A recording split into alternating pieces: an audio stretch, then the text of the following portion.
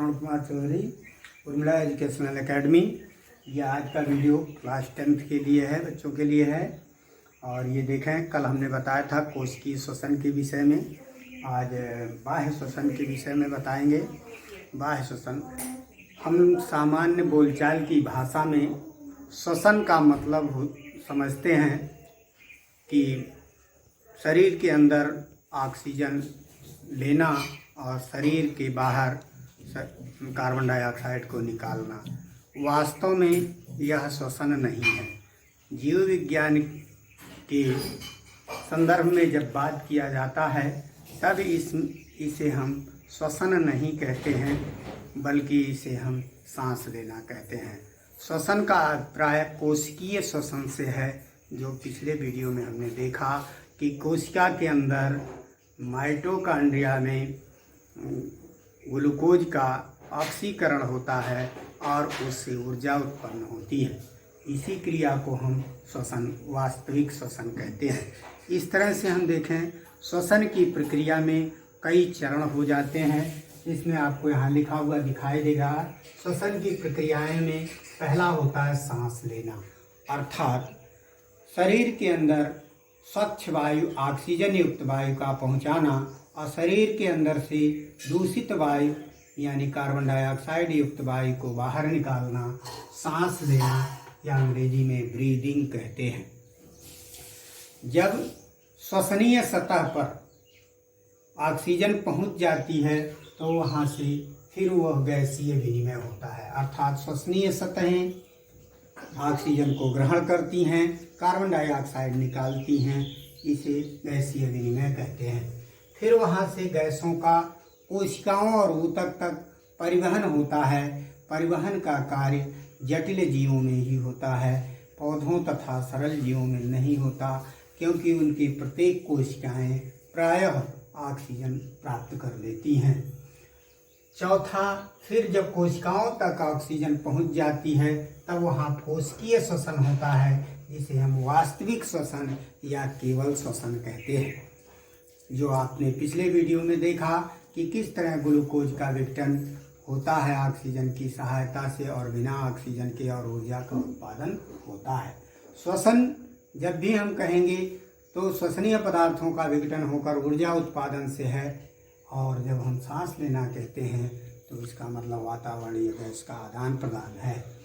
सांस लेने को ही वास्तव में सामान्य बोलचाल भाषा में श्वसन मान लिया जाता है, परंतु जीव विज्ञान में यह श्वसन नहीं है, सांस लेने की क्रिया है। अब देखें, पौधे में यह सांस लेने की क्रिया कैसे होती है, कैसे उसमें होता है।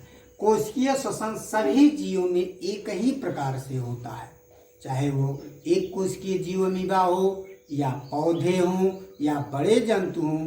सभी जीव सांस लेने की क्रिया में ऑक्सीजन लेते हैं और कार्बन डाइऑक्साइड बाहर निकालते हैं। यह एकदम दिमाग में बैठा लीजिए। सांस लेने की क्रिया में, श्वसन क्रिया में ऑक्सीजन ग्रहण की जाती है, कार्बन डाइऑक्साइड बाहर निकाल ली जाती है, चाहे वह जंतु हों या पौधे हों। सामान्य तौर से हम चूक कर जाते हैं पौधों के संदर्भ में कि पौधे जो है ऑक्सीजन निकालते हैं। पौधे ऑक्सीजन निकालते हैं, लेकिन वह प्रकाश संश्लेषण क्रिया में निकालते हैं, श्वसन क्रिया में वह भी कार्बन डाइऑक्साइड निकालते हैं। इसीलिए बताया जाता है कि रात्रि में पेड़ के नीचे सोना हानिकारक है, क्योंकि रात्रि में सूर्य का प्रकाश होता नहीं है और प्रकाश संश्लेषण क्रिया नहीं होती है, जिससे वह भी श्वसन क्रिया में कार्बन डाइऑक्साइड निकालते हैं, और हम जानते हैं कार्बन डाइऑक्साइड हमारे लिए हानिकारक गैस है। अब देखें, पौधों में जो सांस लेने की क्रिया होती है वो पौधों की पत्तियों में रंध्रों द्वारा होता है। ये रंध्र का चित्र दिया जा रहा है कि रंध्र दो द्वार कोशिकाओं द्वारा घिरा हुआ एक सूक्ष्म छिद्र होता है, जो पत्तियों को प्रायः निचली सतह पर होता है, कुछ पत्तियों की दोनों सतहों पर भी पाए जाते हैं। और ये द्वार कोशिकाओं में बड़े बड़े केंद्रक और जो है पर्णहरिम होते हैं, परंतु सहायक कोशिकाओं में जो बाह्य त्वचा की कोशिकाएं हैं उनमें पर्णहरिम नहीं होते हैं। तो इनके द्वारा गैस अंदर पहुंचती है जब रंध्र खुले होते हैं, और अंतराकोशिका स्थानों में चले जाते हैं, जहां से विसरण विधि से कोशिकाएं प्राप्त कर लेती हैं और फिर कोशिकीय श्वसन कहती हैं। ध्यान रहे, पौधों में गैसीय विनिमय सांस लेने की क्रिया विसरण विधि से होती है। तनों में छोटे छोटे छिद्र बन जाते हैं बाह्य त्वचा के टूटने से, जिसे हम वातरंध्र लेंटिसेल्स कहते हैं। इस लेंटिसेल्स के खुले छिद्रों से ऑक्सीजन या वायु कोशिकाओं के अंतराकोशिक स्थानों में पहुंचती है और वहां कोशिकाएं गैसीय विनिमय द्वारा प्राप्त कर लेते हैं। जड़ों में मृदा के कणों के बीच बीच कुछ वायु कोश होते हैं जहां वायु भरी रहती है। उसी वायु का मूल रोम और मूलीय त्वचा उपयोग करते हैं, विसरण विधि से प्राप्त करते हैं। यही कारण है खेतों की गुड़ाई करना आवश्यक होता है, क्योंकि गुड़ाई करने पर मृदा में वायु कोश बन जाते हैं और जड़ों को श्वसन के लिए वायु मिलने लगती है, जिससे जड़ों की अच्छी वृद्धि होती है। अब हम देखते हैं कुछ विशेष जंतुओं में सांस लेने की क्या अंग या संरचनाएं पाई जाती हैं। आप देखें, अमीबा में, अमीबा, पैरामीशियम, यूग्लिना जैसे एक कोशिकीय जीवों में जो एक ही कोशिका का है, जल में रहते हैं। जल घुलित का ऑक्सीजन का विसरण विधि से अपनी प्लाज्मा लेमा द्वारा या बाह्य त्वचा द्वारा शरीर में प्राप्त कर लेते हैं और फिर कोशिकीय श्वसन होता है। केंचुआ में भी अपने भीगी हुई त्वचा, मेढक भी जब भी जल में रहता है, सांप जो जल में रहते हैं अपने नम त्वचा के द्वारा ये विसरण विधि से प्राप्त कर लेते हैं।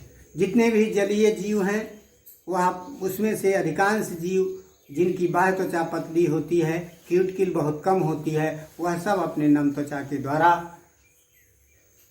विसरण विधि से वातायन करते हैं, सांस लेते हैं, गैसों की अदला बदली करते हैं, जिसे हम सामान्य भाषा में श्वसन कहते हैं। जलीय जंतुओं में गलफड़े गिल्स पाए जाते हैं, विशेष संरचनाएं पाई जाती हैं, इनके द्वारा वह गैसीय विनिमय करते हैं। यहाँ देखिए चित्र दिखाया गया मछली का, स्टाउट यानी मुंह है नाम, ये मुंह के द्वारा ऑक्सीजन अंदर करती है और ये गलफड़ों में, गिल्स में उस जल घुलित ऑक्सीजन को दबा करके उसके ऑक्सीजन को निकाल लेती है और फिर कार्बन डाइऑक्साइड चली जाती है।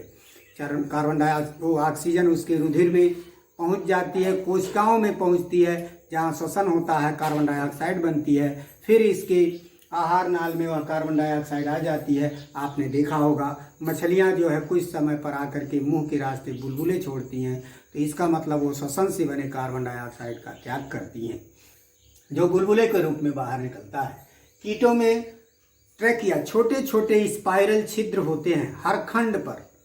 उन कीटों का शरीर खंडों में बना होता है, हर खंड पर छोटे छोटे स्पाइरल घुमावदार, अंदर उसके बॉडी में घुमावदार स्पाइरल छिद्र नलियां होती हैं, इन्हें हम ट्रैकिया कहते हैं। और ट्रैकिया के द्वारा ये ऑक्सीजन को लेते हैं और कार्बन डाइऑक्साइड छोड़ते हैं। उच्च वर्ग के जंतुओं में फेफड़ों द्वारा होता है, फेफड़े में नाक, फेफड़े में वायु भरी जाती है, श्वसन सतह गैसीय विनिमय करती है, फिर गैसीय विनिमय गैसों का परिवहन होता है, फिर कोशिकाओं में पहुंचता है, फिर वहां पर कोशिकाएं कोशिकीय श्वसन करती हैं। अब हम अगले टर्न पर देखेंगे मनुष्य का श्वसन तंत्र यानी फेफड़े आदि की संरचना, इनमें गैसीय परिवहन, कैसे वो सांस लेते हैं, कैसे उनका गैसीय परिवहन होता है, कैसे उनका गैसीय एक्सचेंज होता है। उसके बाद कोशिकीय श्वसन हम पिछले चैप्टर में देख चुके हैं।